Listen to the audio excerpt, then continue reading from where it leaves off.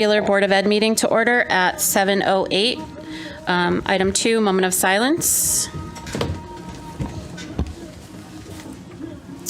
Let us take a moment of silence to reflect on the last 6 months of the year and to offer personal intentions for struggles and health issues you and your family are facing, and for our Enfield Public Schools family to have a healthy and happy summer.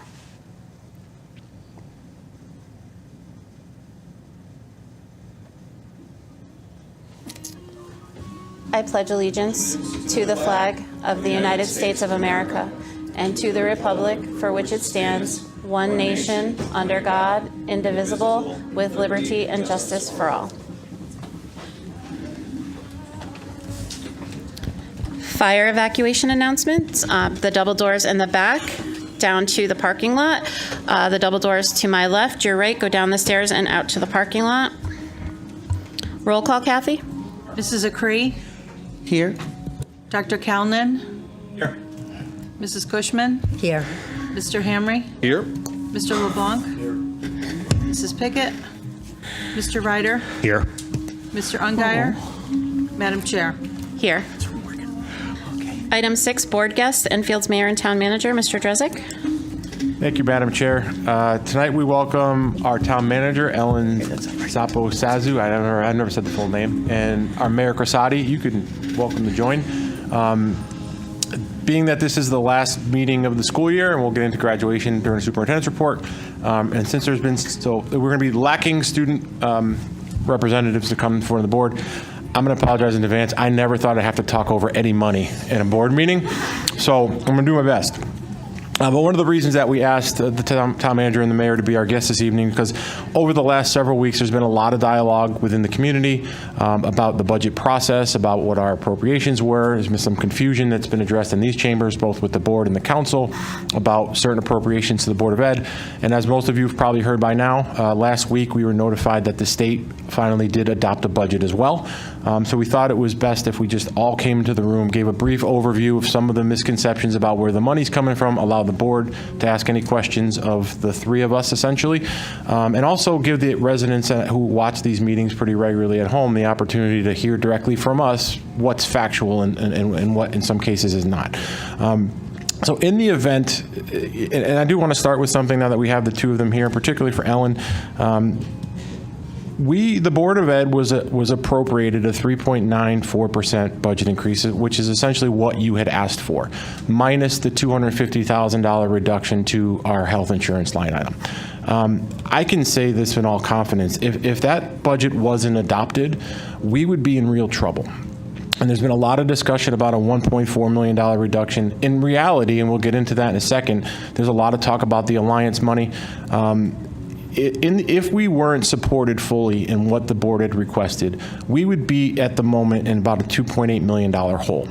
And the reason that we're not is because our manager supported our budget right out of the gate. And I wanted to use this opportunity to thank Ellen. I'll allow you to thank the mayor later. And I do appreciate that the mayor supported our budget and the town council who did, and this is not getting into who did or who didn't. But the way that this traditionally works is the board submits a budget to the town manager. Town manager includes that in whatever budget the town manager is going to ultimately send on to the council for approval. And it is not uncommon that what we ask for doesn't even make the first cut. If it didn't make the first cut with our manager, we would have been in a very different position tonight than we are. So I wanted to thank the manager for her support, for really going on a limb and supporting education the way she did, because we would really be in a really tough spot.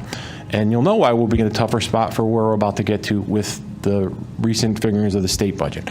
But essentially, and again, I want to thank the council as well. I don't want to shortchange those who supported us as well. But if it wasn't supported from the manager out of the first cut, it would have never got to the council members to support. So we are extremely grateful for what we received this year. Essentially, for next year, and I'm going to use round numbers so that people at home can understand, the Board of Education budget is $75 million. And we hear that a lot, that it's $75 million for education. That's true. The town of Enfield cuts the Board of Education a check in July for $75 million. The town then receives reimbursement from the state of Connecticut, and that's what's called the Educational Cost Sharing Grant, or otherwise known as ECS. You hear that term thrown around a lot. The educational cost sharing is the state's responsibility for funding public education in the state of Connecticut.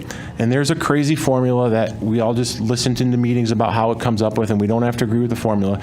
But essentially, the state of Connecticut has a formula that determines what each municipality will get from the state in their share of covering public education, which is the law. In our case, we received $29.8 million in ECS funding, or educational cost sharing. So when you look at the big picture, the council appropriates $75 million. The state, rounding up, essentially gives the town of Enfield reimbursement of $30 million. So the cost to taxpayers in the town of Enfield for education is $45 million. I understand semantics. Everybody pays state taxes. I get that. But just for the big picture stuff, so people know the numbers that we're dealing with, that's how the formula works. This past year, there was a bit of a confusion around that ECS figure, in addition to the discussion of us being named an Alliance district and the Alliance funding that would follow that ECS amount. So what that means, in as plain English as I can describe, because it does get confusing, is the state is going to send $29.8 million to the town of Enfield. When we were designated as an Alliance district, we weren't getting more money from the state. It was how the state was going to direct that money to us. That $29.8 million that the state reimburses the town, we never see that. That goes directly to the town coffers. John Wilcox gets it and includes it in the appropriation for the board. I'm going to stop there and just pause and reintroduce the Alliance conversation. In February of 2022, I was notified by the State Department of Education that Enfield was going to be named an Alliance district through the Alliance Network. We've talked about this ad nauseum, so I'll just do the Reader's Digest version. In 2012, the state of Connecticut defined the top 30 neediest district by their accountability index as the Alliance Network. It's a 5-year revaluation process.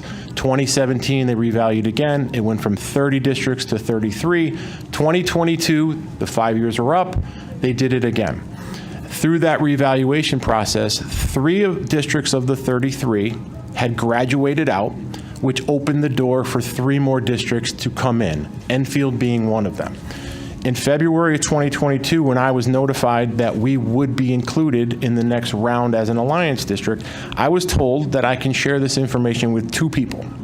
One was our Board of Education chair, because if we were an Alliance district, the board chair has a right to know, but under strict confidentiality, that she and I would not share that with anyone else. The second person was our town manager. And the reason for that was in February of 22, when I was notified, all of that was proposed in the governor's budget. But as you know, the governor's budget is not adopted until the legislature acts. So although it was in the governor's budget, it looked as if it was going to come to fruition at the conclusion of the governor's budget. Because it wasn't finalized, the State Department of Ed requested that we keep that information to ourselves until it was finalized. During that meeting in February of 2022, the description of the Alliance grant that's become a popular conversation in town lately was the description on how that Alliance grant would be calculated for us. And how it's calculated is, again, it's all based off of that ECS figure, that $29.8 million. In our case, our ECS figure for the fiscal year 2022 was $29.8 million.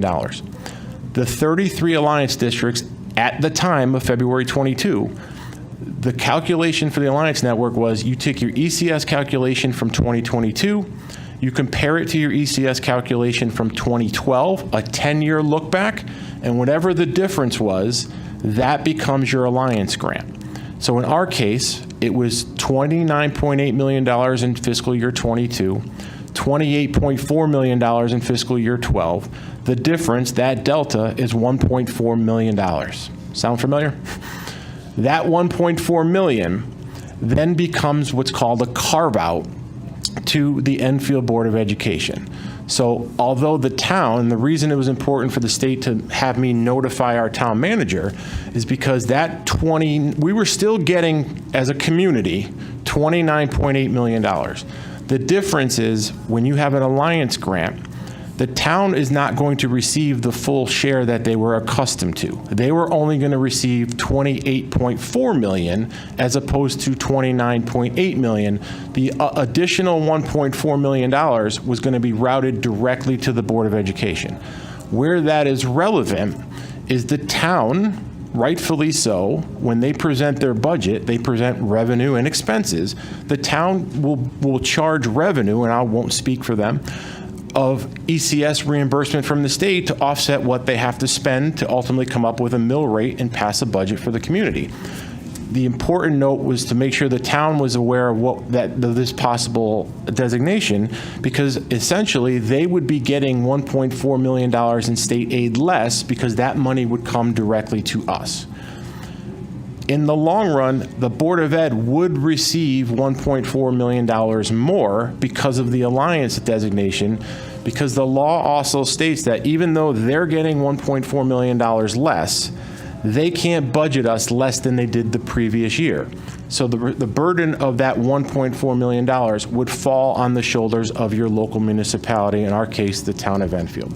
So fast forward to the budget process in May of 2022. The three of us know all this, but nothing is etched in stone. So the manager had to make a decision. We can't tell anyone that we're getting this money potentially because the state hasn't passed the budget yet. But if you recall, the town has to adopt the budget before the state does. So the decision had to be made on the town side was, do we expect the entire ECS amount or do we budget less? Because if this goes through as an Alliance grant, we're going to receive $1.4 million less in aid. The responsible thing to do, had they budgeted the entire $29.8 million and the Alliance grant came in, after the budget and the mill rate is set, and stop me if I'm speaking out of turn here, the town would have then had to go back to the council and find $1.4 million because they weren't getting it from the state, we were. So there's some confusion, and I understand people don't do this for a living, that it's hard to follow at times, but that's where the $1.4 million happened. May 2022, the town adopts a budget with $1.4 million less in revenue and ECS money. They set the mill rate. They appropriated the board's budget for this current school year. We moved on our merry way.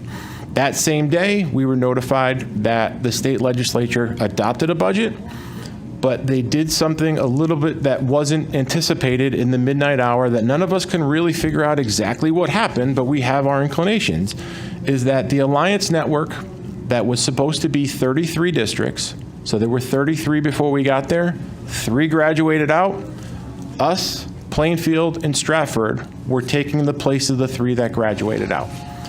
The end result of last year's budget cycle was the Alliance network was now expanded to 36 districts instead of the 33. So the 3 who were leaving got to stay. This is where my biggest bone of contention in this process came from. The 33 original districts still were governed by the formula I shared with you, a 10-year look back on their grant. However, in the infinite wisdom of the state legislature, and I don't know who did it, they decided that the 3 new districts who qualified as an Alliance district for the same criteria that the other 33 have, including, one would argue, 3 that shouldn't be there, the look back for those 3 new districts was going to be 1 year. And the 1 year, again, goes back to ECS. When your ECS allocation from 2022 to 2012 is a $1.4 million gap, can anybody recall what the 22 and 21 ECS allocation was? Nothing. It was flat. So although we were designated as an Alliance district, us, Stratford, and Plainfield were given a different unequitable formula for an Alliance grant. And because our ECS allocation from the state was staying at $29.8 million, there was nothing to carve out. And in turn, we received no additional money. Now, the town was able to get their share of it and offset and keep us fiscally responsible and doing the right thing. And that's not usually there's a lot of bickering between boards of ed and town. This was not it. We were all on the same team on this one. But when I had the conversation the morning after the town budget passed and we realized that we weren't getting any money, the remedy, I was nonetheless unhappy. I guess that's a polite way of saying it. I had to meet with a delegation of the State Department of Ed, and to be fair to them, it wasn't them. They don't make the laws, they enforce them. And the only remedy we were told at that time was contact your legislatures, your legislative delegation. They did this. So for the last year, we have been focusing our lobbying efforts to try to, obviously there's bills that we've talked about in this chamber about the ECS formula and funding education appropriately. All of that didn't pass. But the one thing that we were adamant about in our lobbying efforts was, at a minimum, treat us all the same. If we all qualify with 33 other districts, we should have the same look-back period. We collectively, and this is where Ellen and I, working together over the last year, have been in constant daily, probably more than daily, conversations about any word on this yet, any word on your side. You talk to your municipal friends, I'll talk to my education friends. I'm on the CAPS Alliance Committee. Their number one priority in their legislative agenda this year was equitable funding for all Alliance districts. We've done everything we were supposed to do. At a minimum, we were told as late as May that even if there wasn't an increase in ECS, this would be fixed. The State Department of Education proposed a bill, a Senate bill, that would have fixed this. I can give you the names and the numbers if you guys want to see them. Senate Bill 1028. And that's why you're the board chair. I can't point fingers at the State Department of Education. They did what they said they were going to do. Ultimately, it didn't pass. And we were notified late last week that not late last week, I don't remember.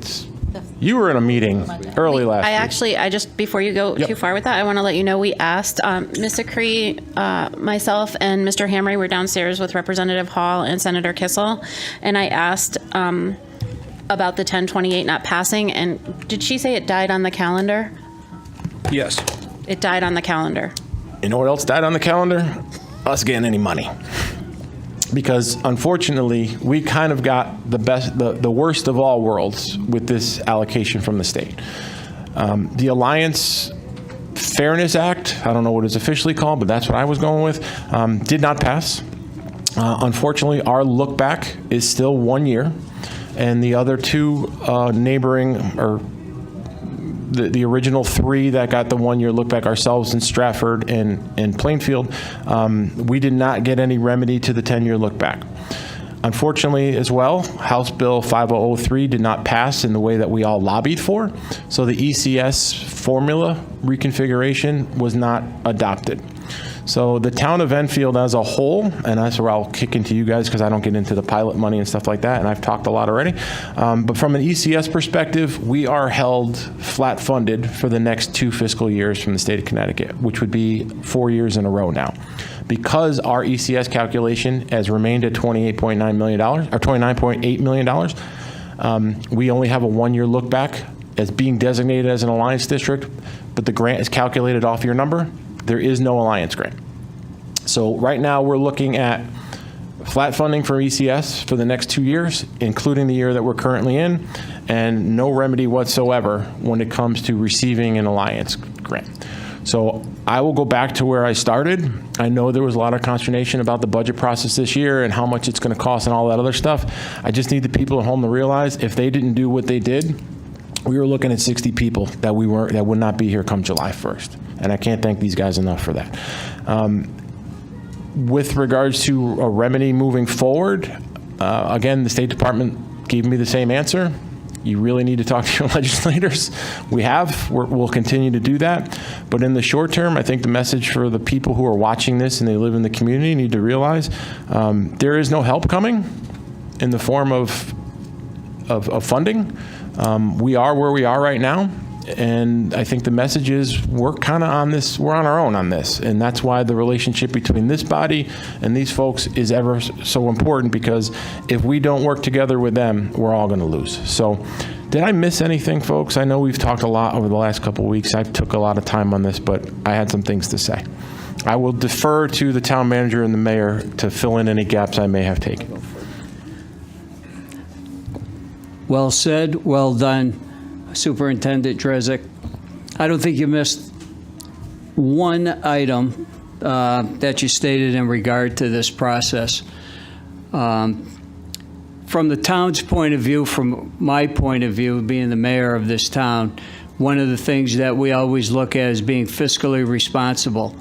And we were fiscally responsible in setting this budget up for the Board of Ed. We budgeted conservatively, and good thing that we did, because Superintendent Drezek did mention that we could have been in a $2.8 million deficit with the loss of 60 or more teachers. And that's just teachers. We're not talking about anything else. So based on what we did council-wise, the town manager, we really put our heads together to say that what we did was correct. And in the long run, it did turn out to be correct. Now, the $29.8 million that were allocated to the Board of Ed, that money comes to the town, as the superintendent mentioned. We then are responsible for this chunk of money. We designate to the Board of Ed, and then when we come up with this $1.4 million, all right, so there will be a surplus to the town side of $1.4 million, which that money will then go into the reserve fund, and then we can determine what we want to do with it. We want to do it for projects. We want to just pay off debt. But that money was there as that backup because we didn't know at the time, especially knowing because there were 3 different sets of formulas that you had to deal with. Well, are we getting money for the Alliance District? There's a certain formula. There's the money for not an Alliance District, because that topic came up also. And then we had to then figure out what we've been doing and what we did last year. We did nothing different. We kept everything basically the same. Now, I've been involved in public education now going on 40 years. My role and my goal is to support education. I am happy to say that we supported this 3.9% increase, almost 4% increase to the education budget. We worked awfully hard in working with our council members to be able to get this budget passed. It did pass. I am an advocate and to be moving forward to say that we're making an investment here in town to our students, to our staff, to our administration, to our paras, our behavior techs, our lunch people, everybody. So here we are at the end of the school year, and all this, what I consider unnecessary noise come up about the budget. We did things correctly. We did it right. We're here to support education. For a number of years, being a flat, I don't know how we were able to survive, to have, we lost a lot of teachers because they didn't get any raises for several years. We had a nice budget, a nice contract that was passed, and finally we see some step increases. And a little at a time, I think is, just, doing projections moving forward. But I'm not going to get long-winded, but once again, we're here, and our members of our council that supported the budget are pro-education. And we will be moving forward with that. And, as time goes on, and it's unfortunate that we're going to be flat funded for another year, or for the next couple years in regard to this, and to see if we get any additional funds along the way. Once again, we will work with our state legislators and hope things don't fall off the pattern. Off the calendar, Bill 5003. We all supported. And that bill did not come to fruition either. So we have to work and constantly work hard and everything that we're doing. But I am happy and I am proud to say that, we're here and we passed a good budget. We passed a good education budget, and we are fiscally responsible in everything that we do. I'm going to send it over to the town manager, but once again, Superintendent Drezek hit all the different scenarios of what happened, because it's very, very confusing. If you're not familiar with the cost-sharing grant formulas, and if you're not familiar with the Alliance District and the funding, because people were thinking, well, you're going to get this amount of money back. Oh, go back and try to change the mill rate. Well, no, once the mill rate is set, the mill rate is set. We can go back and do some creative financing at that point. But thank you for giving me the opportunity to speak tonight. Thanks. Ms. Sapo, can I just add a few words before you go? Because I think that what you're going to speak on, I just kind of want to give a background information to my board and anybody who's watching as to why all of this came to fruition. To say I was disappointed after the House passed the budget and listening to the news say there was unprecedented, investment in public education, and here we are looking at Enfield. I had reached out to the Hartford delegation, and I had said to the Hartford delegation, what happened? How did this happen? What happened? Because there had been conversations with the district leadership and the Hartford delegation, and this was not something that we understood that was coming. So it was. I did not receive an answer that sat well with me. Basically, Representative Hall had kind of came back and said that the town budgeted wrong for the ECS cost sharing grant and knowingly budgeted wrong. And I did my research. I asked a lot of questions. I think Mr. Drezek explained something to me 5 times over before it finally sat in my head after I wrote it down. There's misinformation out there that the town should have budgeted for $29 million in the Enfield cost or the education cost sharing grant. If what they did is they budgeted $28 million, and that difference is 1.4. And the reason why they budgeted for the $28 million is because there was no guarantee we were getting the Alliance money, because why would we place bets that we would? Because we hadn't. If they had budgeted for the $29 million and we got the Alliance money, the 1.4 would have come to us, and 28 would have went to them, which would have left them 1.4 million over budget. I know it's confusing. Am I making sense that they basically went the conservatively fiscally route and said, we're going to only budget for 28. Anything we get will be a surplus, because we just don't have confidence in the state and in their numbers. There's many formulas. So I think what they did was a good job, because they gave us our budget, and now that they have a surplus, that's money that's going to stay on the town side. It doesn't come to us. It's 1.4 million to the good for the town of Enfield. I don't like that there's misinformation that things were budgeted incorrectly. I think those are strong words. I think the rationale behind it was an obligation to the taxpayers to make sure they weren't over budgeting.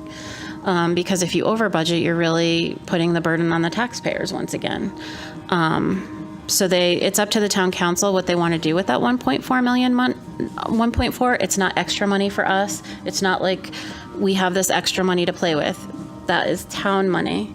We have been fully funded by our council and by our town, despite what the state did. So this is between the town and the state legislatures. My question really came down to, what did the state legislators do for us? I found out about the Senate bill that talked about the Senate bill that I mentioned, the 1028. That was strictly on Alliance districts, about changing the Alliance districts from 33 to 36 for 5 years. And it also included a caveat that once you became a better performing school district, you were coming back out. And there was all this information about an equalization aid grant. which I thought was good. And there was actually a lot of information about military families. So these bills are not easy to read.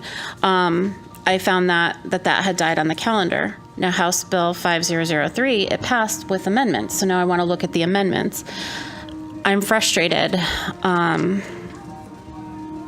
because nobody can give me an answer as to what the delegation advocated for.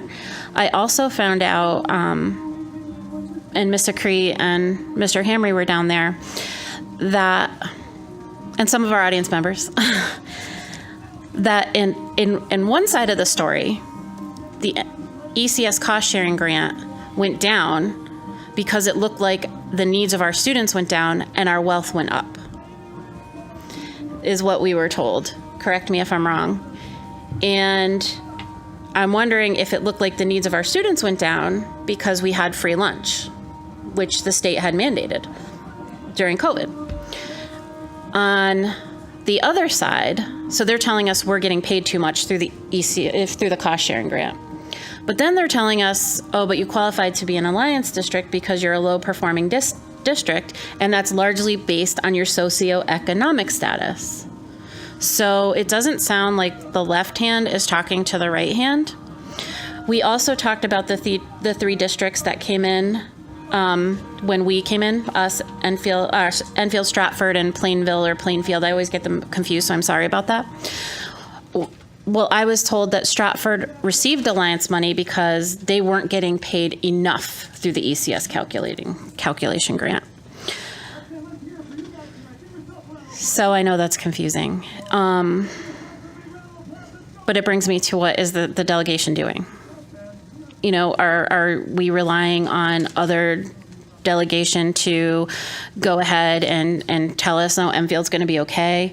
What's being advocated for? Was this formula questioned? Is this formula being asked to be relooked at? As of right now, we were told that this new this ECS formula has been in place since 2017, and there's no end in sight that it will be revised. So if they decide we're not in an alliance district, they can actually cut our ECS cost sharing grant based on their calculation because our needs of our students have gone down and our wealth has gone up. Doesn't make any sense to me. Literally makes no sense to me. The only answers I've gotten from the delegation have been like what the formula is or the facts, but my question is what is happening at the delegation in Hartford? So Ms. Zappo, I don't know if there's something you want to chime in about the way you budgeted and why, because I think that's what you were going to kind of address this evening. So this was a year where we were still feeling the effects of phasing the revaluation with increased home values. So the town council leadership was pretty clear that we had to do this in such a way that the impact to the taxpayer was minimized. So there were some creative things that happened, including the senior volunteer tax credit, which we were enabled by the state in order to do, at which point the leadership and the committee that we impaneled to do so removed any type of income limits. So anybody in the town of Enfield over the age of 65 who volunteers for a community can actually get a $400 tax credit, which means $400 comes right off of their bill. So just put that aside. That's something that we tried to mitigate because we knew that we wanted to fund education, but we also knew that we couldn't rely upon the numbers that were coming from the state based on the timing of their budget calendar and our budget calendar. So as both of you explained, we took the conservative route, which is something that I have traditionally done in other roles that I've had, because you just never know. The best example is what you two have already explained, the look back narrowing from a 10-year to a 1-year. I don't think any of us saw that coming in the spring of 22 when we started having these conversations, but what we did this year in terms of budgeting was the same as what we did last year. We budgeted conservatively.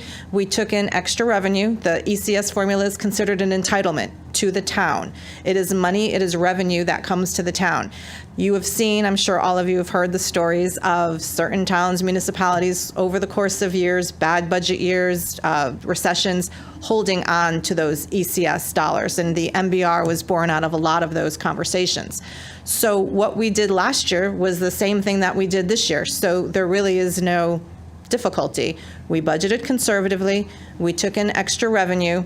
We looked at that revenue, and leadership said, put it back to fund balance, reduce our use of fund balance so that we have money in our rainy day account, as what it is typically called, so that when other needs arise, we have money available. But I think where we all need to pivot is from the advocacy standpoint. You referenced the superintendent explaining something to you 5 times. He had to explain this whole carve out, look back, reduction window to me 6 times. And then I made him come over and do it on my whiteboard. And it's still up there, and it's confusing. And so I think about people like you, people like us, who professionally, who deal with this every day, and we're struggling in order to communicate out to the people that we're responsible to, the taxpayers, the parents, the teachers, what happened. I think that we all have to really commit to having as much of this conversation as possible so that people understand what we're up against, what the challenges are, what the formula means, but where we go moving forward. We are constantly balancing the intergenerational needs in this town. We have people who are interested in aging independently in place here, next to their churches, their friends, their neighbors, their families, and most of them are on fixed incomes, and we care about that. We talk about them all the time. So we've expanded the eligibility piece for disabled and senior tax credits. We added another volunteer credit. We're advertising more about the other opportunities that are available. But at the same time, we're telling young families, we want you to stay here, we want you to grow here, and education is our calling card. It is the biggest marketing piece that a community can do. So it's going to be a balancing act moving ahead for the next couple of years, and I think that instead of the us versus them mentality, or us versus them, or whoever them is on any given day, we all have to decide that as an Enfield community, it's not about this group, it's not about that group, it's not about those people or that group. It's all of us are going to benefit. So rising tides lift all boats. And I think that it's really just comes down to, we may have been dealt a very poor hand this legislative session, last legislative session, maybe the ones moving forward, but there's other ways to create opportunities for the kids that are relying on all of us to do the right thing, for the teachers who need the resources, for the community members who want to stay here. And that comes down to understanding taxation. It comes down to understanding programmatic needs. And you know what? There's hard decisions that can be made. Do you want me to close the Pearl Street Library? You're only going to get $120,000, and you're still going to pay in order to make sure that nothing floods while it's closed down. Do you want to not have yard waste collection? We can do that. Do you want to privatize trash? We can do that too. Do you want to not provide fresh food to your cafeterias? We can do that as well. It's all about choices and making those choices. So the money's here in this column. You as elected officials and the leadership are going to have to decide what goes in that column and how we fund it responsibly. So I think it really comes down to as many conversations as we need to continue to have, and not just during the budget season, in order to advocate for what we think are important and what those priorities are. And I know I speak for the leadership because they tell me all the time, this is a priority, and we're very interested in working with you to make sure that we can move forward. I think that was the frustrating part for me when I get an email from the delegation. I don't want it to feel like it's politically driven, accusing, the town staff, the town manager, the finance director, and the leadership on the council, and say they budgeted incorrectly. Well, they didn't. It's the state's, it's the numbers coming from the state, and we have to plan accordingly to that. And I think that's what really frustrated me, because I'm like, I just want to know how you advocated for Enfield. Please just tell me. I think that misinformation is very damaging and can mislead a lot of taxpayers and residents, because that type of budgeting that was done by you, the town council, and John Wilcox was conservative, and you didn't cut off the taxpayer's nose to spite their face. And that's what you would have done had you budgeted the full 29. A budgeted number for education of 29.8 would have added 1.4 to the mill rate. We would have been paying for that 1.4 surplus by taxing the citizens. That's what we were trying to avoid. So the conservative number actually benefited the taxpayers because we weren't sure what was going to happen. We opted that way. The money goes back to the fund balance, which benefits the taxpayers, and we will work accordingly. John Wilcox, as well as the finance team in your office, they know what they're doing. And there's an immense amount of reporting that happens and everything else. We know where our money is and we know where it has to go. We've also been extremely creative thanks to the two teams working together. We've leveraged ARPA dollars to get projects done. We've combined funds. We've literally said, I'm going to pay for this piece, you pay for this piece, and we've done some really unique things in order to get the tennis courts done, Barnard parking lot, Enfield Street School, all of these things that we pushed forward. And understand that there are some really big challenges here, including the fact that this town is based on a very conservative financial foundation, i.e. anything over a certain amount has to go to referendum. So when you can put monies together and actually move these programs forward and these projects forward, it's a win for everybody. Right. And one of the things I want everyone to understand is that the Enfield, what do I call the Enfield? ECS, the Education Cost Sharing Grant that comes in, that goes directly to the town. If we get Alliance money, that is designated, that check comes right to the Board of Education, and there are certain ways we have to spend it as per what the state is telling us to do in the Alliance District. So that's why all that money went to the town, and because there was no Alliance money, it didn't come directly to us, but thankfully we were fully budgeted. Does anybody else have any questions or thoughts? Can I just add something, Madam Chair, Sure. before it's too late? The irony is not lost that as both of you were talking and the band was playing, you can't always get what you want. Thank you for that. I caught that. I'm Either like, we're somebody's gotta streaming say it. out there, or I thought we were hitting the jackpot, like I shut up and Bruce started playing, but that literally defines what we're dealing with here. So I just will leave it at that. And the other thing I failed to mention during my conversation was I have notified, not the State Department of Education formally, but at least the Alliance District network through CAPS that, I don't envision myself participating in a lot of the activities that we spent the last year doing. Because what can't be lost is, we were notified in February of 22 that this was coming. And the responsible thing for us to do was, one, for Ellen and I to sit down and say, what does this look like financially? The other piece that was coming was we had to prepare for July 1 that if we're an Alliance District, there's a grant, there's a plan. There's an accountability plan we have to put together. So we spent 7 months putting a plan together only to be told you don't need one because you're not getting any money. There's no way they're going to do that to us again, right? Like, of course we all learned from this. And it's not just the State Department telling me, it's other colleagues saying, this is crazy. Like, how is this happening again? So, of course, we spent the last year preparing on the financial side, preparing on the academic and the operational side to make sure we are in compliance. I felt like Charlie Brown with the football. It's like every year they just rip the football if you. So I've notified the CAPS Alliance network through that I'm a part of. Yeah, leave me off. We quit. I'm good for now. Like, until I start seeing some dough, we're not going to be participating in this stuff because it's costing me way too much. We don't have enough resources as it is to keep up with what we need to do for our kids while we're creating fictitious plans that are never going to come to fruition. So I thought it was important to let the board know that. And, we can get into town aid as in general, but I think we've kind of shared what we wanted to share this evening and leave it open for board members to ask questions. Sorry. I will add, too, we had conversations with Kathy Ramsey from the State Department of Ed, the CFO, I believe. I think Dempsey. Yeah. Dempsey, I'm sorry. And she had explained to us about the bill that was put forward, that the legislation didn't pass, and it had the formula for Enfield Public Schools, which would have been $1.4 million. I also, Mr. Drezek, over the years, we've had a lot of budget cut discussions. And so I think a lot of people think that we cry wolf when we say we're going to lose teachers. That's not the case this time because then we'd be looking at programs. It's teachers or programs at this point. Yeah, I can prove it. So every year in the budget appropriation that the council sets forth, as part of the language they have to put in there that the board is allowed to carry up to 2% if in the event they have it. That has to be part of the proclamation that says this. I don't believe you included that this year. Doesn't matter, I don't have it. So in years past, we would have it. The way our funding structure has been, we were able to, set aside basically our own reserve account to try to help offset what we asked for in future years.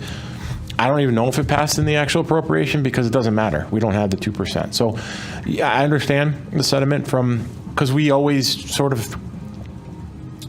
to make do. you often hear stories about teachers who buy their own supplies, and you see amazing things that teachers are doing, and they're doing it on their own. It's inherently who we are, but this year was real. And like I said, we talked about $1.4 million, and I shared publicly that was in the ballpark of 30 positions. We'll double it if you had to go beyond that.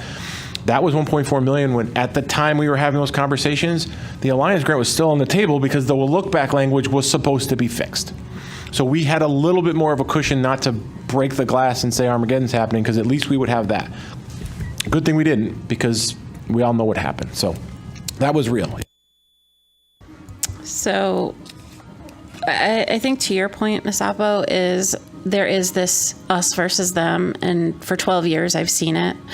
And, you know, I have my in-laws that live in town, and they don't want to see the taxes go through the roof either. It's finding that balance. I think misinformation and obviously the elected officials not working together really does not help that situation. And I think that, you know, going forward, it's important that the elected officials from both sides of the aisle understand exactly what happened in Hartford and how much that impacts us and the decisions we can make here in Enfield. And it's not about pointing fingers. I just want to do what's right, and I want to know that there's people advocating for us in Hartford, because we advocate for the residents here in Enfield. So I totally agree with you, Tina. One thing that we are going to make a concerted effort is, number one, is communication between everybody in the council. I think our communication that we had over the budget process has been very good. We knew the different scenarios that were going to play out, and that's a testament to the town manager and to the superintendent and assistant superintendent. I can't leave you out, Andy.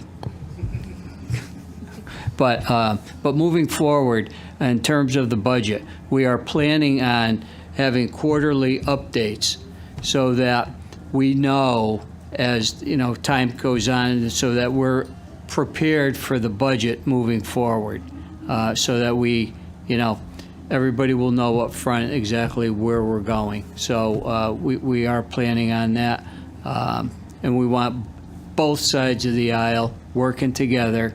We want our legislators working together, and you know, things are not easy. However, there's one common thread. Number one is the taxpayers, and number two, our students and our education. And education, as far as I'm concerned with, is paramount. So thank you very much. And just to end, Ms. Cushman had reached out to me, was it yesterday, I believe? She was looking forward to, because I invited the Hartford delegation. Senator Kissel could make it. Representative Arnone couldn't. I did not hear back from Ms. Hall, and Senator Kissel would have preferred to have been here with the entire delegation. So we're hoping to get them here in August or September. But when we were downstairs, Senator Kissel said any questions or concerns that we could email him. So I think, you know, now that we've been able to talk to you and Mayor Crisati, that we're going to have some questions that we're going to submit, and we should keep our town council leadership in the loop on that as well. So I appreciate you coming tonight, and thank you very much. Thank you both. And happy graduation, everybody. Looking forward to it. We're going to do a Sundance, okay? Yes, that's right. Thank you again. Item 7, Superintendent's Report. Mr. Drezek. For the last time, we're going to turn it over to our soon-to-be ex-student rep, Morgan. Hello there, everyone.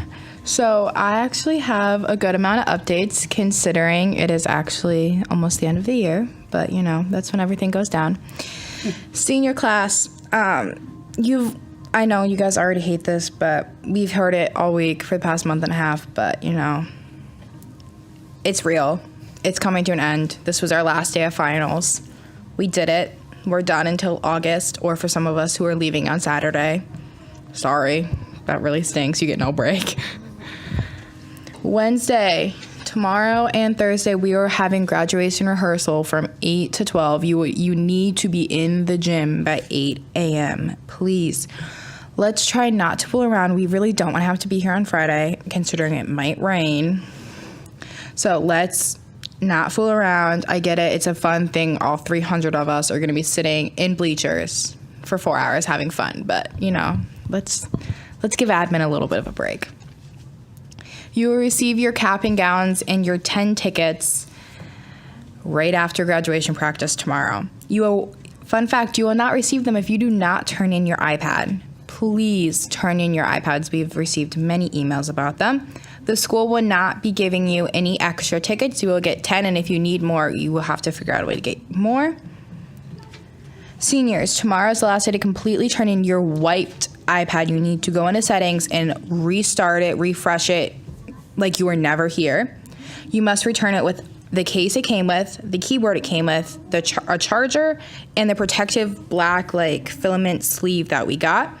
You will not receive your cap and gown if you do not return your iPad, or you have already received a letter if you're missing something that needs to be returned to the library or the school itself. Safe Grad update. Safe Grad will be going on rain or shine at Sunny's Friday, June 16th to Saturday, June 17th. After Safe Grad, we will be arriving back at the school to receive breakfast. Thank you, Chef O. And if you have won any raffles, you will be collecting those. You must arrive at the school by 10:15 on June 16th to do check-in and do all of your raffles. Safe Grad is still looking for donations. Cash is being preferred because it is less than a week away. Volunteers are needed for the overnight at Sunny's. I get it. It's going to be overnight, but let's make sure that we can still have it because we are very short. Check out the Facebook page, Enfield High School Parent Class of 2023 for the Sign Up Genius link. Anyone can be a volunteer for this. Remember, this is something fun that parents are doing for us so that we can enjoy our final goodbye, so let's not give them a hard time. Underclassmen, tomorrow is your last day of exams. You have 3B and 4B. And June 15th is an exam review day and also the last day of school. Woo woo. To everyone, I really hope you are enjoying your summer, or you enjoy your summer as soon as you guys get out of school. Also, if you have summer work or are taking APs, please do not forget to do your summer work. I promise it'll be better than not doing it. And finally, for sports, for the last time of our update, Little Spitfires is actually happening right now. Thank you to everyone who came out for this event. I can't wait to hear what happened. Congratulations to Alex Heron, Noah Gerard, and Mason Pilkington. They are heading to nationals this weekend in Philadelphia. Also, way to go Alex for placing 6th for javelin at the New England Championships. Also, way to go Noah for placing 16th in New England. And finally, our annual mat ball tournament has officially ended. I want to give a huge congratulations to the team of Vengeance in an undefeated tournament. And that's all.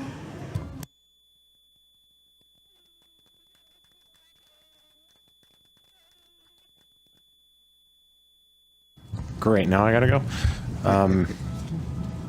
First of all, thank you, Morgan. This is your last meeting. You have really been a breath of fresh air up here, more so than you'll ever know, particularly when you got here and the meetings that we've had prior to that. But for those of you watching at home that don't think that she just gives reports every 2 weeks, she's legit. She actually means what she's reporting. She takes this more seriously than you guys do. Because she will ask me questions when I'm at the high school. She will send me things. So thank you, Morgan. We wish you nothing but the best. And we will see you on Friday. The last day of school for all Enfield Public School students is Thursday, June 15th. We wish everyone an enjoyable summer. First day of school for next year is Tuesday, August 29th. And then I'll get to the one everybody's going to want to know about. So as it stands right now, graduation is slated for 7 p.m. on Friday. The weather does not look good at present time. We're still over 48 hours away. As you know, a lot of times weather things can change.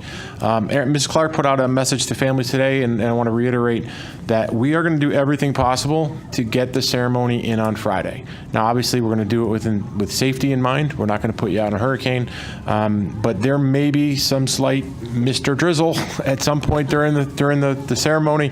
But we also have to ask for families to be flexible, and I know it can be an inconvenience for people. We're certainly not trying to do that. But we may have to get flexible with the time of the ceremony. And as I was sharing earlier with Morgan, I've got a call to our meteorologist on standby right now where if he gives me a 2-hour window, and if it's not at 7 p.m., we will do it as close to 7 p.m. as possible, but that might mean we have to move the ceremony up a little bit because the weather is going to only cooperate during that point in time. We may have to make that decision. We will do so with as much advance notice as possible. I understand if it's earlier in the day and people work and they're not able to come. I certainly don't want anyone to miss out on the ceremony, but the reality is Saturday's weather doesn't look any better.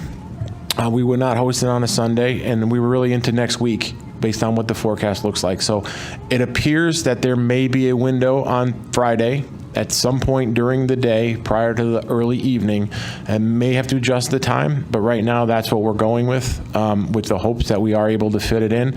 As soon as we get the final confirmation on what the weather appears to be, one thing I've asked Ms. Clark to do was to look at a shortened ceremony, meaning it's about them. The rest of us will have to shut up, because if we know that storm clouds are coming in, everybody's there to see them, not us. So we're all making adjustments accordingly so that we can get the ceremony for the kids, the ceremony these kids deserve, and to be able to come down on the hill. I've gotten questions about an indoor ceremony alternate. We've made that very clear over the last 5 years that that's not something we're entertaining, because the reality is, I think Morgan, you might have mentioned it, the amount of tickets that people get with 10 tickets. If we go inside, everybody gets 2. So you're going to have to choose which family members are able to come. I mean, if you do the math with 350 graduates and 2 tickets, there's 1,000 people just with kids and family members, not including the 9 of you if you plan to show. There's just physically not enough room to do it. So we're going to make every effort to get these kids through that stage on Friday any way we can. It's going to be a sleepless another couple of days looking at the weather every 3 hours, but the end result, we've rolled the dice the last couple of years and we've made it out. The sun has shined right before the kids came down the hill after a downpour the last 2 years, so I'm hoping for the same amount of luck. And other than that, that will conclude the superintendent's report. Thank you, Mr. Drezek. Audiences? Thank you. Maureen Griffin?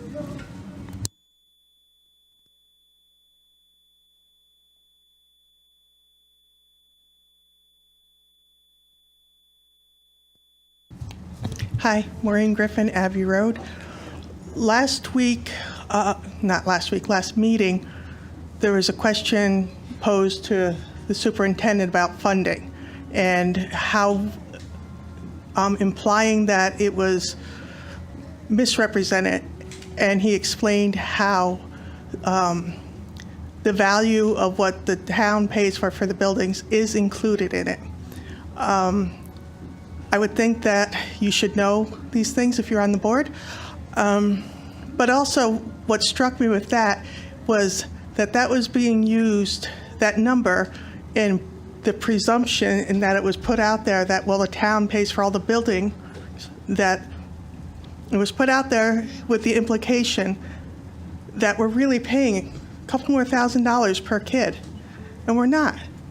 And the fact that we are so low in the state listing of how much funding we put in for our children, and the percentage of high needs children that we have, it's actually scandalous that we support our kids that little. And I think anyone who has a desire to be on the board needs to really reflect on that. Now, I want to read you something that I got off the CABE website today. And it talks about what a good board member is.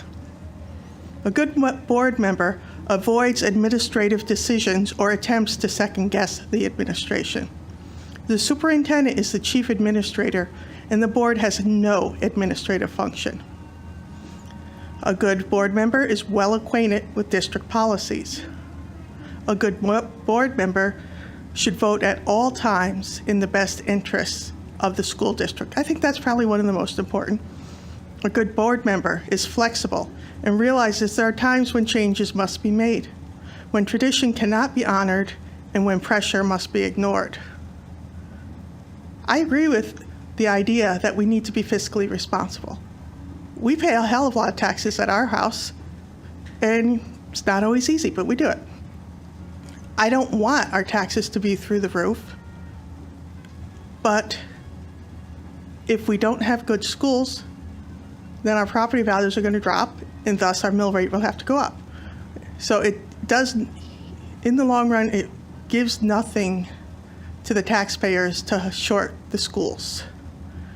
And if your priority is only the mill rate, or if that's your top priority, it's okay if it is, but you're here on the wrong night. Do us a favor, if that's your priority, and run for the town council. Leave the school board to advocating for the schools, because that is your job. Thank you. Thank you, Ms. Griffin. Audiences are now closed. Moving on to number 9, board member comments. Ms. Acree? Good evening, everyone. One of the highlights for me of being on the board is the liaison school that I have, which is Prudence Crandall. I would like to share that I have, since it's the end of the school year, really enjoyed visiting and participating in the events and the assemblies associated with Prudence Crandall. On May 30th, I attended the author's luncheon with Jeannie Ferrolo, talking about, she was talking about her book called The Galaxy of Stars with the students. And by the way, this was, this book, The Galaxy of Stars, were read by other 3 to 5 schools too in the district. The luncheon, but this was really interesting, how the luncheon also included essays that were written by some of the Crandall students as well. And it was nice to hear the great writing pieces that were done by several of the Crandall students in grades 3, 4, and 5. And of course, it exhibited their writing skills, their creativity, and their talent for writing. On June 2nd, I also visited Crandall's field day event. The students were having lots of fun on a very hot day. They were using their skills, their physical education skills, playing water games, and also it was fun to watch them dance. And they had at the school a guest DJ. So I'd just like to say that I am looking forward to visiting Crandall in the fall. I would like to thank Principal Dupere, all the teachers, the administration staff, the school staff, for always inviting me to all these wonderful Crandall events. I also enjoyed watching the Crandall students in action, whether it was physical education, music concerts, the assemblies, or in the classroom. So I just want to say have a great summer, and have a great summer to everyone. Thank you. Thank you, Ms. Acree. Dr. Kalnin? With respect to KITE, the latest KITE meeting convened on June 7th. The Office of Early Childhood has not yet advised the KITE leadership about the status of the school readiness grant application. 700 people attended the ECDC talent show, which generated $4,000, and that'll go to the budget. Regarding the community conversation, in May, the findings of a number of focus groups were reviewed and preliminary steps were taken toward developing an action plan. Members voted to approve the 5-year goals for the Enfield Early Childhood Community Plan. KITE was the recipient of an award of $100 honoring the Fund for Greater Hartford trustee member, Maria Sanchez. KITE is also receiving a grant extension from the Office of Early Childhood in the amount of $22,800. Carol LaLiberte is the interim chair of the newly created KITE Mental Health Committee. The committee is currently searching for a permanent chair. The Giselle Institute completed its last kindergarten coaching day on June 9th. KITE has been working with the Giselle Institute and Chairwoman LeBlanc on a family engagement initiative. A report may be presented to the Board of Education, if I'm correct. Okay. Kindergarten camp will be July 31st through August 11th at Stowe. The program capacity is at 20 children, and families of children with no preschool experience are invited to apply. Sign-ups are currently underway. Parent Leadership Academy has wrapped up its current class. 16 people participated. The project involved the creation of the Enfield Hub, a publication that summarizes all of the available programs and events available in town. The Hub is being made available at a number of Enfield businesses and other Enfield establishments. The final first Readers Ceremony of the year was held on Monday, June 5th at Enfield High, and the final ceremony of the year was held on, Monday, June 5th. It was very well attended with 160 children present. The Enfield Fire Department did a second delivery of books to Enfield Street School on June 8th. And regarding 2Gen, the Chamber of Commerce will be holding a breakfast in the fall, at which time participating Enfield business operators will be addressing the challenges of accommodating the child care arrangements of their employees. And finally, this was the last meeting presided over by Leanne Beaulieu. Carol LaLiberty will now assume the responsibilities of the chair, so congratulations to both of them. With respect to Head Start, the program improvement plan, potential areas of improvement include, and I think this is in your packet, but potential areas of improvement for Head Start include enhance children's natural interest in math and their disposition to use it to make sense of their physical and social worlds. Strengthen our approaches to enhancing children's abilities to comprehend and tell stories, become skilled conversationalists, and begin to understand the mechanics of written language. Third, establish a stronger system of communication and collaboration with pediatricians, yay, to support the physical and mental health of Enfield Head Start students. Conduct an audit of approaches to family engagement, including orienting families to our school, program, community, and the comprehensive services Enfield Head Start has to offer in order to refine these processes. And finally, for each of these areas of improvement, expected outcomes, action steps, persons responsible for action steps, follow-up, and applicable resources are enumerated. And okay, and that's my report. Thank you, Dr. Kalnin. Ms. Cushman? I think just to address some of the things that you mentioned, Ms. Griffith, I feel like I've appreciated the opportunity that we've had for the different conversations. And I know that there seems to be a lot of contradictions, and I'm thankful for the opportunity that we have with Senator Kissel to be able to, and also with our other delegates, to be able to submit some things, because there are a lot of outstanding questions that we have. So I appreciate you coming. I did just want to share a quote that's by Ben Carson. He says, "Success is determined not by whether or not you face obstacles, but by your reaction to them. And if you look at these obstacles as a containing fence, they become your excuse for failure. But if you look at them as a hurdle, each one strengthens you for the next." So just to our graduating class, I just encourage you to see these obstacles that may be in your path ahead as opportunities, and to persevere during any challenging time. Congratulations to the graduating class, and I wish all of our teachers and students a fun and enjoyable summer. Thank you, Ms. Cushman. Mr. Hamry? Thank you very much.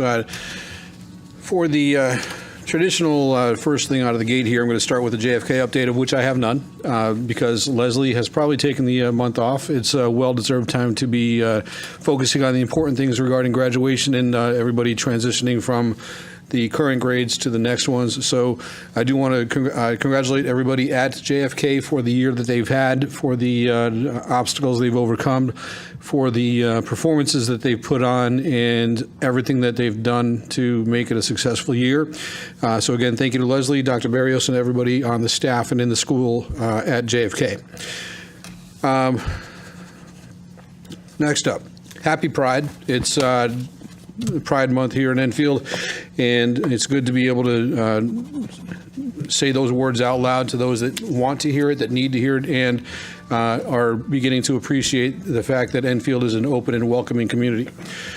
As Chairwoman LeBlanc mentioned earlier, I had the opportunity to sit in the room downstairs earlier this evening as Senator Kissel and Representative Hall spoke to the attendees about several things. This was their legislative update was the topic that they were holding the meeting under, and they were talking to their fan base. They did their best to gloss over what we have heard about in this room during these meetings and through the budget discussions, and that we went through in very good detail earlier this evening to explain why the funding and the budget is the way it is for the district. Not quite sure where the 21% increase in Enfield's income came from, but that was the number that was thrown out, that 21% income increase happening in Enfield as we speak. So to that I reply, I don't know that that's accurate, but one of the things that stood out between that meeting and this one is that that meeting had the hosts, Senator Kissel and Representative Hall, turn over their shoulder and look to the person and say, that's my numbers person. Superintendent is our numbers person. Our business manager is the numbers person. We've been in contact and working with them. Town manager has the knowledge. These are the people that know what's going on and have been explaining it ad nauseum, which is now the third time I've heard that phrase tonight. And it was all relative to this budget. We've all talked about the budget. We've all heard about the budget, and the information hasn't changed. It's selectively distorted, though, and I want to make sure that that's clear. I think if you were in the meeting tonight downstairs, you are probably aware of that. And again, they were preaching to their audience. The thing that stood out that highlights that is that the topic that they talked about after the ECS funding was guns. So those are the priorities number 1 and 2 in that meeting that took place downstairs between Senator Kissel and Representative Hall. I really do appreciate the number of times we've gone over the numbers in this meeting, in these moments, because I am certainly no expert, but I'm getting better every time I hear it. And I've heard it so many times that it's getting easier to explain to folks. And if it's, there's a saying by somebody smarter than I that if you are able to explain it, if it's too hard to explain it, you don't understand it. So I'm getting better at it. One thing that they said in the meeting downstairs is that Enfield is overfunded. I believe Councilor Santinella on the town council did an amazing job over the last half of a year, maybe longer, demonstrating how that is absolutely not the case. So that, again, worth noting, and that was an open meeting to anybody in the public that wanted to attend. It was not televised, unfortunately, but this one is. So I have no problem making the statements right now that the information provided was selective at best. One of the things that jumps out in that meeting and throughout these conversations, I've been in that side of the room more times than I've been on this side, and over the years, over the decade or so, probably longer, that I've been attending Board of Ed and town council meetings, we talk about the ECS and the funding to the education and how it cannot be reduced year over year. That is one of the driving factors that causes the discussion every time the budget comes up. Heaven forbid we have a budget that is approved without any kind of discussion. One of the biggest, I would argue that one of the biggest reasons why there's any kind of pushback on a Board of Ed budget in this town is because they don't want to pay for it again next year. If we pay for it this year, whatever it might be, then that means we have to do it again next year. Yeah, that's kind of the idea. It's kind of the point. So a little tiring to hear that we cannot reduce funding as a reason to withhold funding in conversations that take place. I want to take a moment of silence while we have it outside here tonight to acknowledge the fact that we have Johnny Six Gun playing back there in the soon-to-be band shell, but in the town hall here. And that one of our very own high school students, Olivia Gaines, is helping keep the vocals down there with her father as Johnny Six Gun plays us through the evening. And I'll be lying if I said that I was not distracted, because it's so very evident as we're sitting here tonight.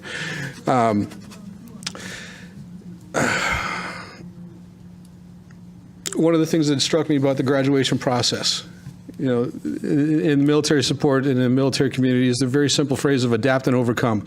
You don't see an obstacle, you see a challenge. You get over that challenge. And when it comes to this graduation planning, nobody will question if it's being thought of in every possible scenario. And to the COVID class, adapt and overcome. It's going to be great. You're going to have a good time, and you've earned the graduation that you're going to be experiencing.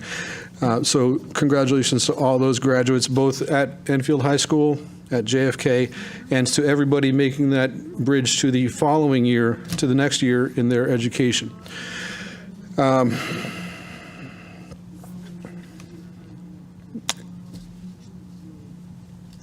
Yeah, that's all I got for the time being. I just want to thank, one more thing. I was able to attend the Enfield's Loaves and Fishes Gala this past weekend and help support them as they raise funds to continue doing what they do. Can't tell you how many thousands of meals that they provide to the town's needy, and without question.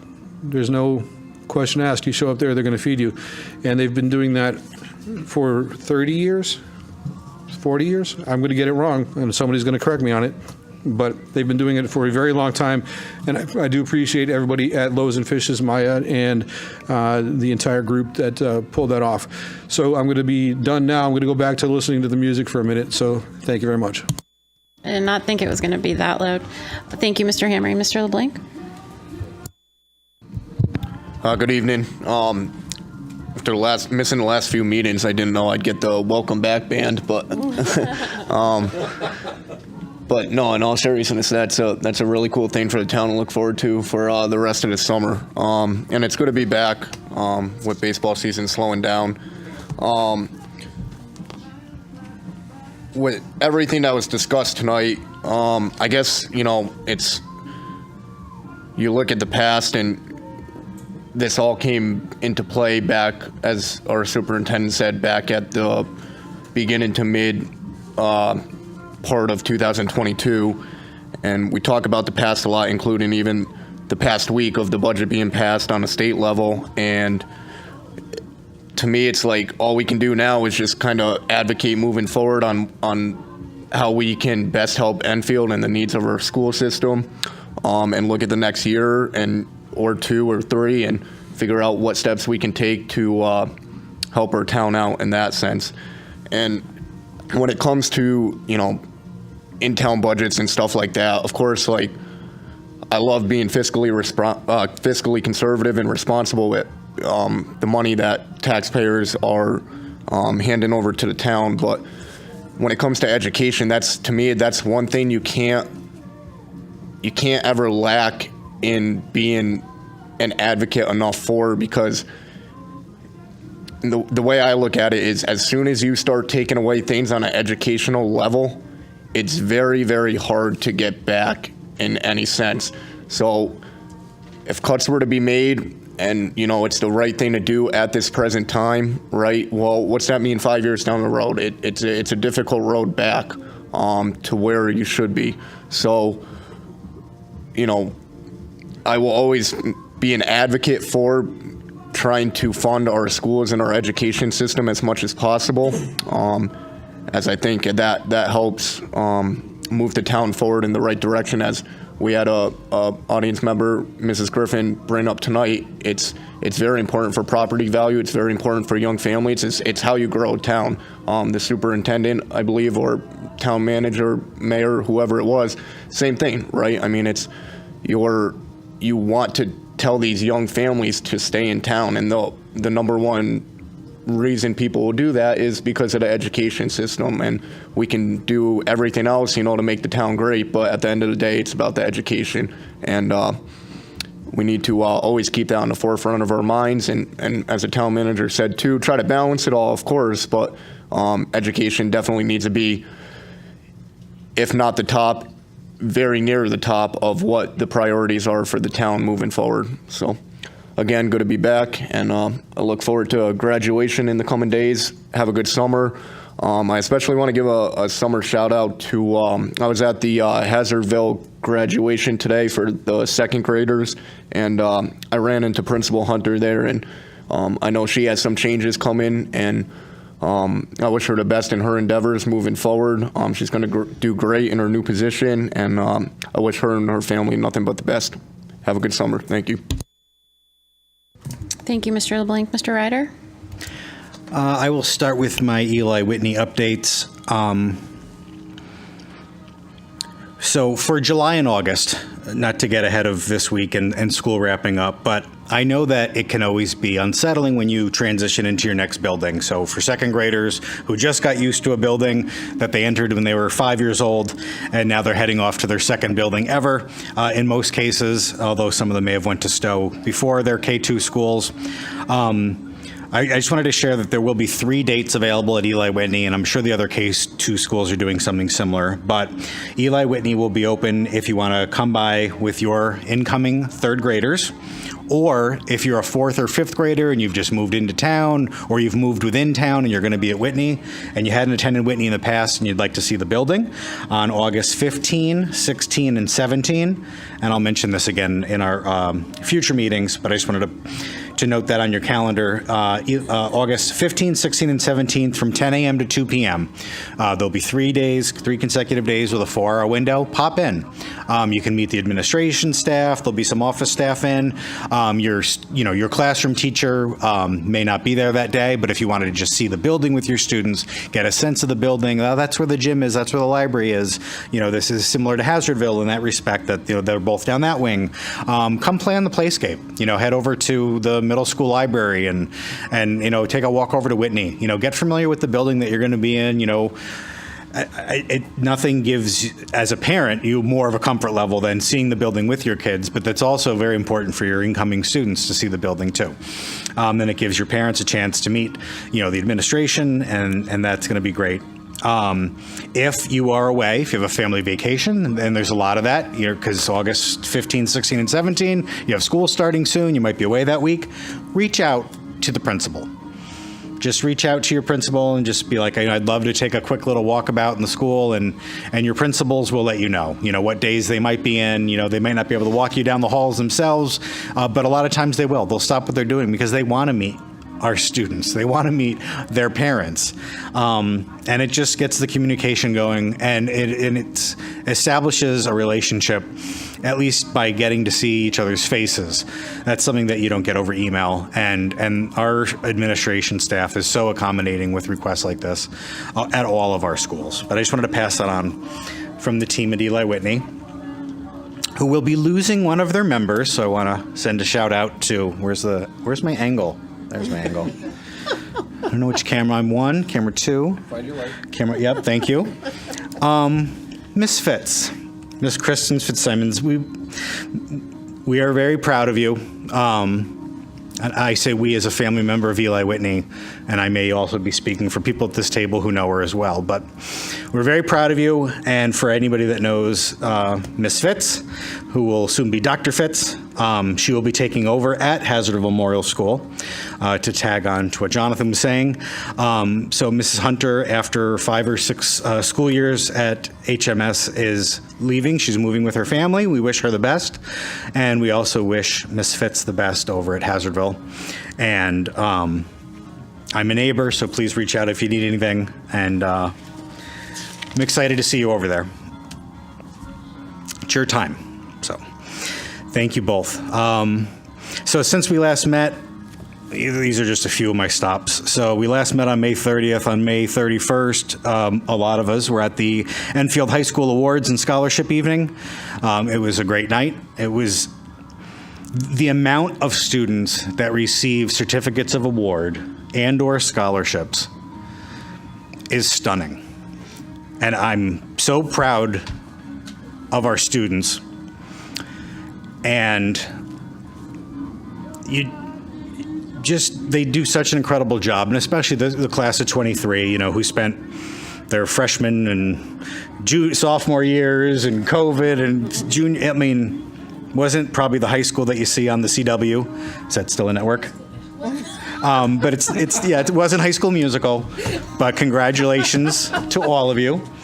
And I think of my daughter in middle school. She spent all 3 years at middle school under, construction and COVID, and these kids are resilient, and we need to give them more credit than we do. And that was a night that we were able to celebrate, at the Enfield High School Awards and Scholarship Night. So thank you for inviting us and letting us be a part of that. And we were able to hand off the Board of Ed scholarships on our behalf for the 9 of us. Madam Chair and I were there, and it was great to be there. June 3rd, I was out here on the town green at the PFLAG event. June 5th, I was at Eli Whitney, and they put me in a bucket and I wanted to thank the Hazardville Fire Department. So I went up in the bucket with one of the firemen. I was able to take one of those panoramic shots of the students. Third graders lined up as the E, and fourth grade was the W, and our fifth graders were the S for Eli Whitney School, and we got some great pictures. And those are going to be passed around by the principal, and everybody will see those. Some of them are on Facebook now, but I just wanted to thank the Hazardville Fire Department for helping us out with that. And then, funny aside, I was really, really high up there. We were up there. I did not know it was. So I said to our superintendent, I was like, we should have a drone, like a school drone that we just share for things like that, because I was up there. And he said, we have school drones. So if anybody else wants to get a fire truck, maybe we'll borrow a drone first, because that was a lot. But he said why we can't use them. I don't know. I stopped reading after hearing, we have drones. We're in a flight pattern. Oh, okay. So that's why I was 700 feet in the air. So you're going back up in a... Yeah, tomorrow, okay. Whoever needs me. June 6th, I was at Enfield High School handing out our North Central Acts of Kindness Awards. That I do through my job with the North Central Connecticut Chamber of Commerce. We awarded 3 students with the Kindness Awards for the last 3 months of school, April, May, and June. The following day, I was at JFK doing the same thing. I was at the high school on June 6th, I was at the middle school on June 7th, and then after I left that ceremony giving out more Kindness Awards, I was able to attend the National Honor Society ceremony at the high school, which was great. There was 27, just under 30 students, and we handed out their collar that they'll be wearing to denote that they're graduating with National Honor Society accommodations. And I think that that's fantastic. Those kids in that room that afternoon were the cream of the crop. And I told all the juniors that are in National Honor Society, if they ever have questions about volunteer hours, whatever, please reach out to our PTOs, because there's often things like field days and stuff that we can volunteer at, or there's night events. And I know that especially at the K-5 level, they love seeing the high schoolers, and the high schoolers enjoy going back to their old buildings. So just think of the PTOs, think of the schools that you came from when you're thinking about your volunteer hours. It's a nice way to give back to the kids that you once were.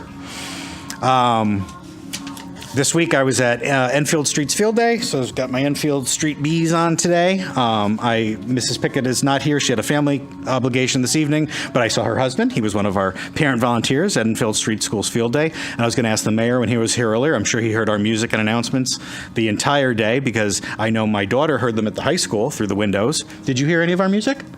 I was outside, so yes, I did. Okay, good. I felt bad for Eagle Academy because I was basically piping the music down at them. So I reached out to Mrs. Andrews, and I said, if it's too loud, please text me. But no, she said everything was great. And then tomorrow I'll be at Prudence Crandall. I don't know if you're going tomorrow for the moving up ceremony for our 5th graders, but I'll be there with some speakers and mics so they can have their 5th grade moving up ceremony at Prudence Crandall. So it'll be good to see them. And of course, we have graduation coming up later this week, Friday at 7. And beyond that, I just wanted to thank our students first for this school year and for getting through it, and for hopefully your positive results from that. I want to thank our parents and families. Secondly, for helping us out, getting our kids to school on time.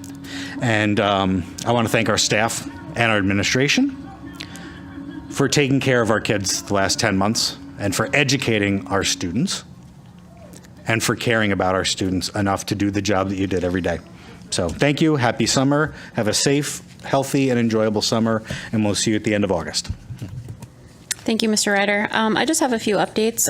Last Thursday, the Enfield Adult Ed held their graduation at Ermy. I still can't say the annex. Superintendent Drezek was there.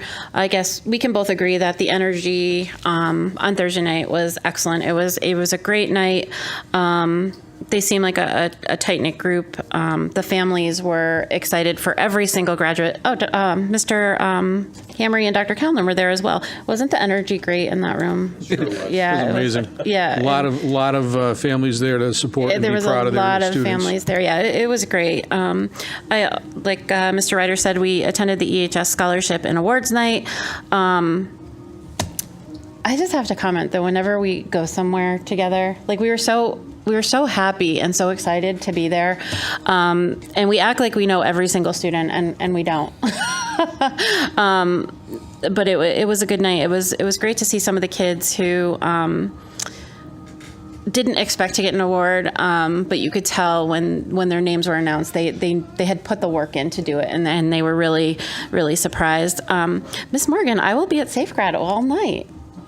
And I will be also seeing the seniors off, and then I'll meet you at Sunny's Place. So I will be seeing you at Safegrad. I know they're still looking for volunteers, but I will be there. You won't sleep. You'll be too excited. We have some exciting news about the Invention Convention. On Saturday, June 10th, Charlie Tamaro, Austin Rathbun, and Cameron McIntosh represented Enfield Public Schools at the Invention Convention State Finals, and that was held at UConn. Cameron, a grade 4 student at Crandall, earned an invitation to nationals with his cool comb invention. Cameron will have the opportunity to present his invention at the Henry Ford Museum in Dearborn, Michigan, June of 2024. I did, Miss Bruce is his teacher, and I did want to confirm that it was June of 2024, not June of 2023, and she said, yes, it's June of 2024. So congratulations to Cameron and his family, and we look forward to hearing on how you did at in Michigan. A couple quick things I wanted to mention is it became an issue last year, and so we have graduation on Friday, and we do take directives from the students and Ms. Clark on the setup of graduation. How many students do we have graduating, Mr. Drezek? 366. So what had happened last year, and if I didn't communicate that, is they asked for the main stage to be shortened, because now have you seen the setup with the bleachers off to the side? The students would be too far out. So they've asked to shorten the stage. So if that's why not every board member is on there, it's because we have limited space on the stage to accommodate making sure the students are within a certain range as well. So I just wanted to address that for Friday ahead of time. The other thing I wanted to also mention is for my board members and anybody who wants to do research, that the two bills that we would be looking at is the House Bill 5003, and there's two amendments regarding the state funding, and Senate Bill 1028 that died on the calendar, whatever that means. And one final thing I just kind of want to add is they're still talking about this nutrition money at the town council meeting, and there's thoughts that our enrollment's going down, so why do we need more money? And I will beat this over and over again. I will say it over and over again, especially with this ECS formula. The enrollment's going down, but our needs are going up. Kids have higher needs. They are not growing up in a time that some of us grew up in.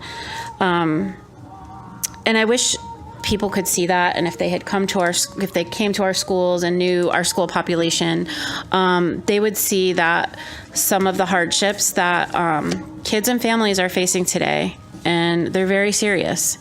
And we offer public education, and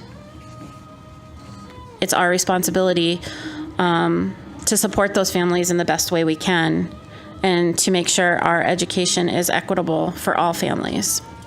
So I just wanted to say that, and again, thank you to the town council for supporting that budget that was offered, because we saw what could have happened with the state information. I think that's all I have. Okay. Okay, moving on to number 10, unfinished business. Mr. Ryder? Yes, Item so, A. yes, sorry. Board members approved a first reading for a proposed new policy and a proposed policy revision at our last meeting on May 23rd. These policies were enclosed into our packets. They are also, as always, posted on the website for public input. Tonight, the Policy Committee is recommending a second and final reading of these two policies. So do I have a motion to approve the second reading of new policy 6144 regarding controversial issues? So moved. Seconded. Moved by Mr. Hamry, second by Dr. Calnan. Any discussion? Roll call, Kathy? Mrs. Acree? 4. Dr. Calnan? 4. Mrs. Cushman? 4. Mr. Hamry? 4. Mr. LeBlanc? Mr. Ryder? 4. Madam Chair? Yes. Motion passes. Thank you. Item 11, new business. Item A. Sorry. Oh, I'm sorry. One more policy. So this one was a policy revision. That, again, we had the first reading May 23rd. So I'm looking for a motion to approve the second reading of policy revision 9121 regarding the roles of our chairperson. So moved. Moved by Mr. Hamry, second by Ms. Cushman. Any discussion? Roll call? Mrs. Acree? 4.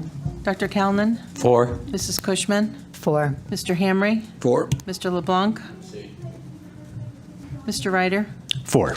Madam Chair? 4. Motion passes. Actually, can I just take a moment to mention that? When we vote, according to Robert's rules, we should be saying yes or no. I was supposed to mention that to you guys this evening, so when we vote in the future, it's, or abstain, but it's yes or no, it's not for or against. That was brought to my attention, so going forward, if we could just say yes or no. Yes. Yes. Or no. But probably yes. Thank you to whom brought that to my attention. Item 11, new business. Item A, approve Head Start 2023-2024 Program Improvement Plan. Thank you, Madam Chair. As Dr. Callahan mentioned during his board member comments, inside your packet is Jacqueline Valley is requesting the board's approval for the 23-24 Head Start Program Improvement Plan. There's a memo in your packet with a different additional information, so the board may take any action deemed appropriate to approve the Head Start 2023-24 Head Start Program Improvement Plan as presented. Do I have a motion to approve the Head Start 2023-2024 Program Improvement Plan? So moved. Moved by Dr. Calnan. Second. Second by Mr. Ryder. Any discussion? Sensing none, roll call, please. Mrs. Acree? Yes. Dr. Calnan? Yes. Mrs. Cushman? Yes. Mr. Hamry? Yes. Mr. LeBlanc? Yes. Mr. Ryder? Yes. Madam Chair? Yes. Motion passes. Thank you. Item B, action, if any, regarding the June 27, 2023 board meeting. Mr. Grzelczyk? Thank you, Madam Chair. We do typically, if we have a board meeting in the end of June and it's after graduation, the board has traditionally canceled it. I can assure you that I don't have anything pressing at that point for a full board meeting, but in the event something were to come up, the board can hold a special meeting at any time. Do I have a motion to cancel the June 27, 2023 Board of Ed meeting? So moved. Moved by Mr. Hamry. Second. Second by Ms. Acree. Any discussion? I did want to say that we will be having a special meeting in June regarding the least one. superintendent's evaluation. Yeah, at least one. So we're going to just cancel this regular one, but plan to meet once again before the end of June. Any other discussion?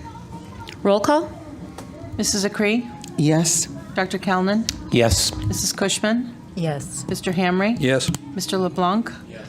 Mr. Ryder? Yes. Madam Chair? Yes. Motion passes. Item 12, board committee reports. Curriculum committee, Ms. Pickett isn't here. Do you have anything you'd like to add, Ms. Acree? For the curriculum committee? No, that we're meeting on the 22nd. Okay. Okay. That's- Dr. Calnan, is there anything you would like to add? Or no, okay. Finance committee, Dr. Calnan? The 2023 budget was reviewed. The original budget was $73,275,252. The end of year projection is now $79,703,543. The main drivers of the difference were special education tuition, benefits, and staff. Regarding the nutrition service financial report, the net profit as of March was $116,321.60, and net worth was $1,427,665.61. The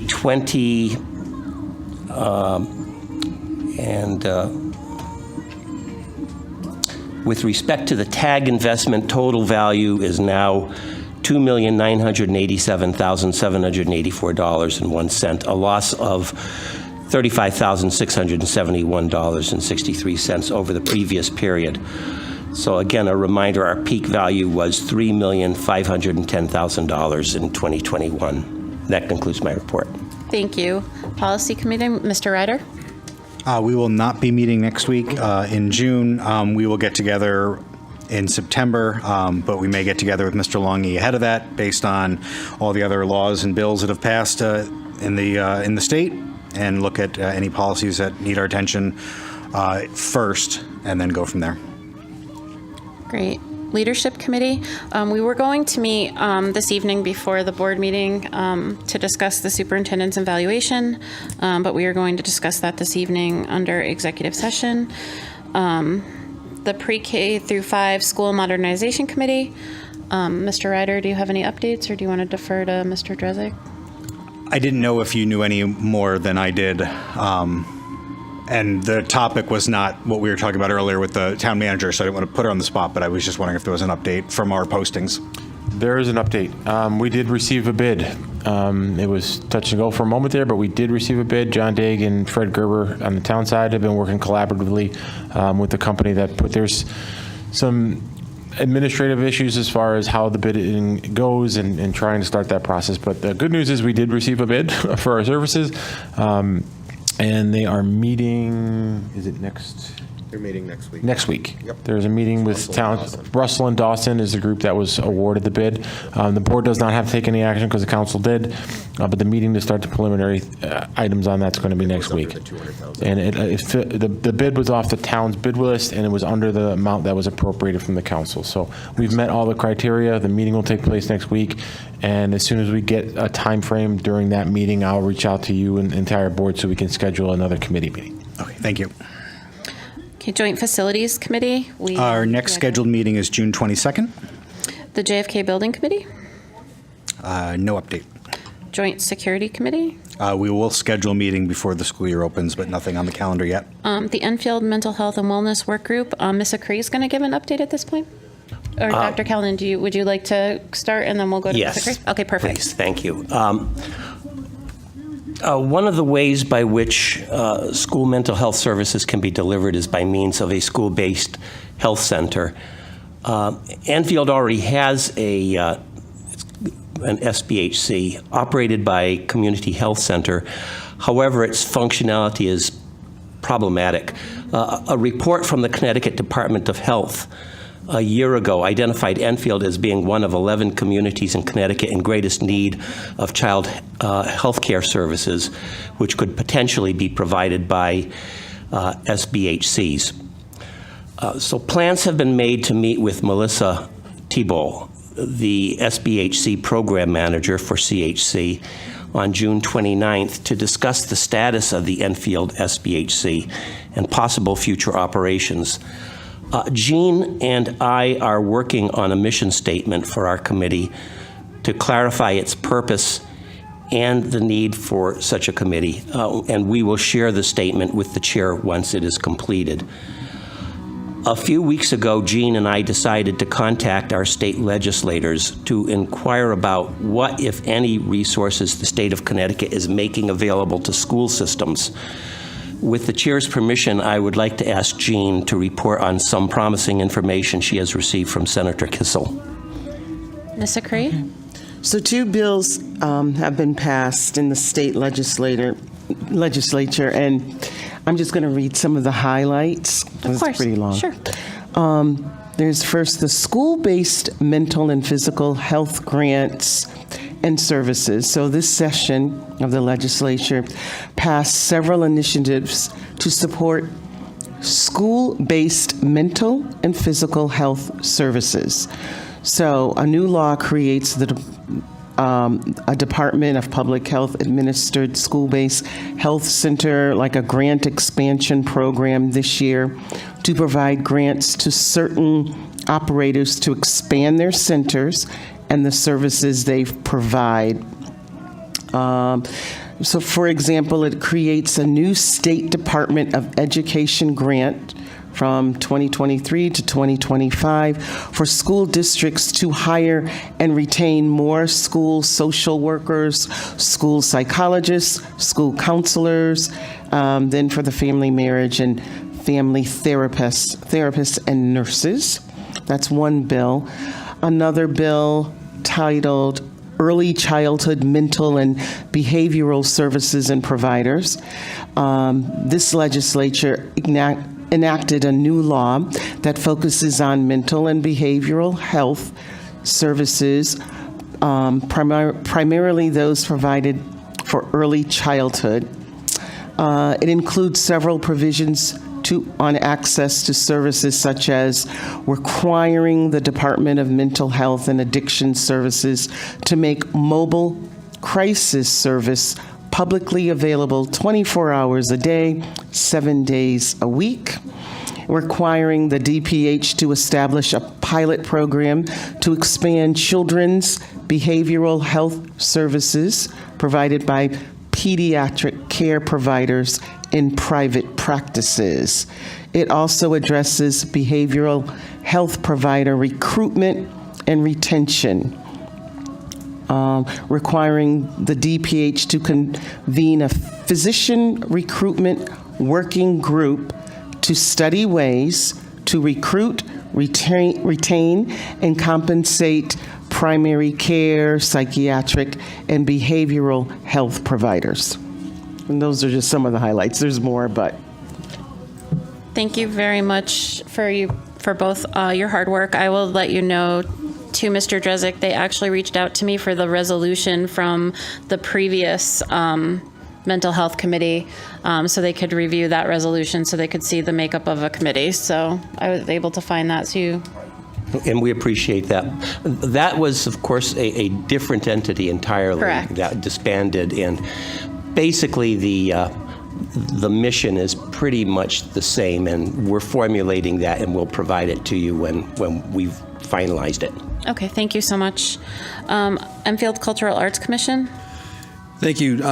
Before I get into the ECAC updates, I want to just preface it by commenting on something that ties into the first thing I want to report on, which would be the phrase, treat people with kindness. It is Pride Month, and across the country there are negative events that make Pride Month a challenge. So remembering our student Jaylene Gonzalez and her favorite slogan, treat people with kindness, I just want to report that Enfield Pride is having their events this Saturday, June 17th at 1295 Enfield Street from 10 to 5 p.m., 10 a.m. to 5 p.m.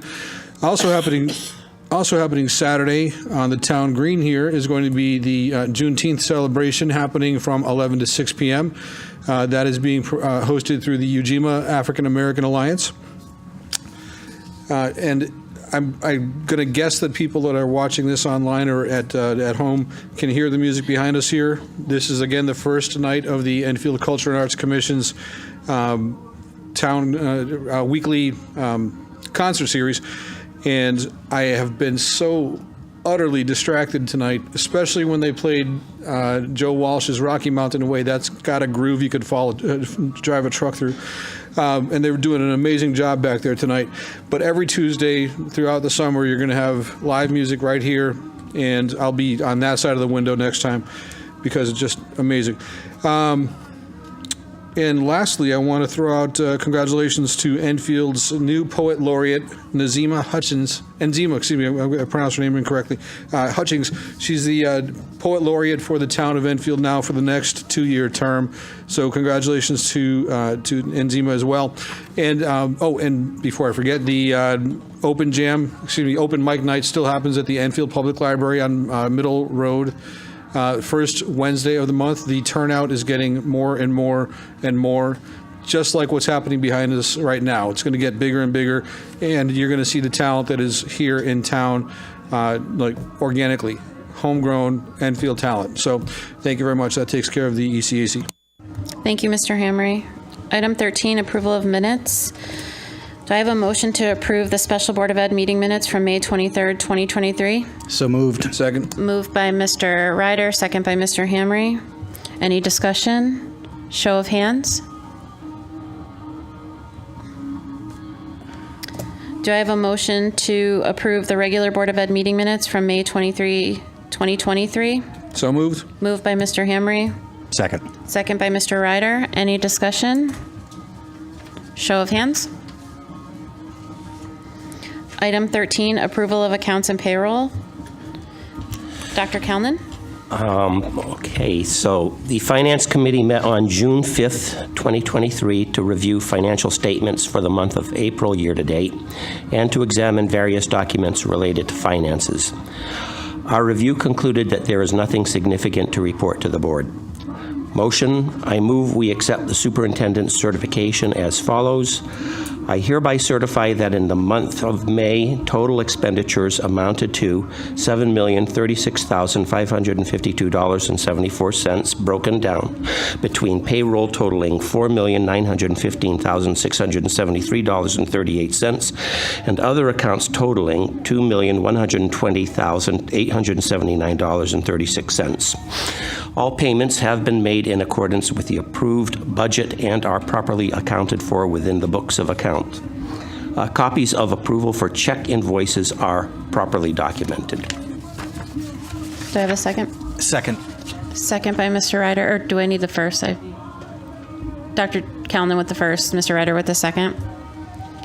Show of hands? Any discussion? Show of hands? The music is... It's distracting. Okay. Certification of grants and Head Start expenditures. The Finance Committee met on June 5th, 2023 to review financial statements for grants during the month of May, year-to-date, and to examine various documents related to finances. Our review concluded that there is nothing significant to report to the board. Motion, I move we accept the superintendent's certification as follows.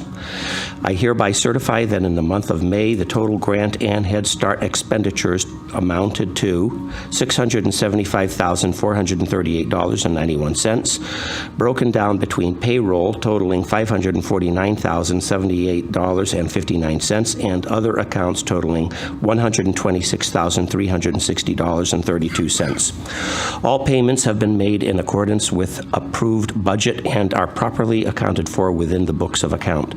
Copies of approval for check invoices are properly documented. Motion by Dr. Kalnin. Do I have a second? Second. Second by Mr. Hamry. Any discussion? Show of hands? Item 15, correspondence and communications. We don't have any, but I would like to take a moment to thank you again, Morgan, for coming to us as our first rep back from COVID. You've definitely made an impact. We appreciate your energy, your honesty, and your willingness to share with us. So good luck to you. We will see you on Friday. Item 16, executive session. Do I have a motion to go into executive session So for moved. matters related to personnel superintendent's evaluation? So moved. Moved by Second. Mr. Hamry, second by Mr. Ryder. Show of hands. Thank you. We will not be returning. Everyone have a good night.